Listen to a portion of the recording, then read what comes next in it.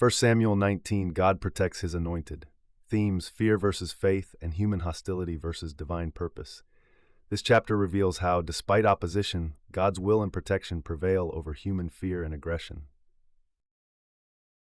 A household idol is found in David's bed, revealing spiritual inconsistency and divided loyalty within Saul's house.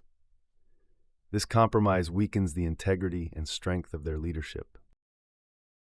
Jonathan intercedes for David by speaking the truth. David is innocent and loyal to Saul. He reminds Saul that God has delivered Israel many times through David's bravery and faithfulness. God protects David through faithful intercession, even as Saul's fear hardens into relentless hostility.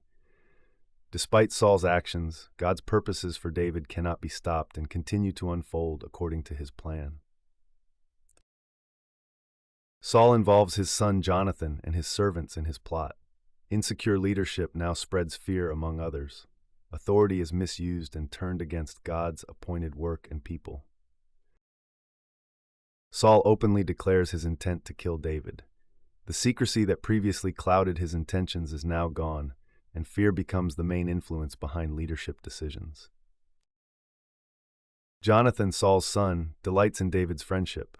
He warns David to hide, choosing righteousness over his own self-interest and family loyalties. Saul swears not to kill David, and David returns to serve him. However, Saul's heart is unchanged. There is only outward restraint. This peace is temporary and not rooted in real repentance. David achieves another victory over the Philistines. God's blessing on David rekindles Saul's jealousy, and the fear that had momentarily been subdued surfaces immediately, reigniting hostilities. Saul attempts to murder David a second time by throwing a spear at him.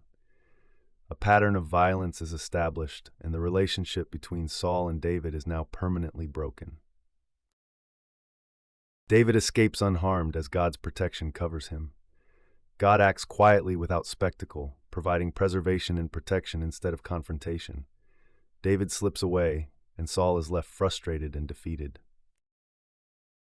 David's wife, Michal, demonstrates courage by helping David escape through a window and deceiving Saul's messengers who come to capture him. God uses unexpected people for his purposes. David flees to Samuel at Ramah, seeking safety among God's prophets. In the presence of these faithful servants, David finds not just refuge but protection in the presence of God himself.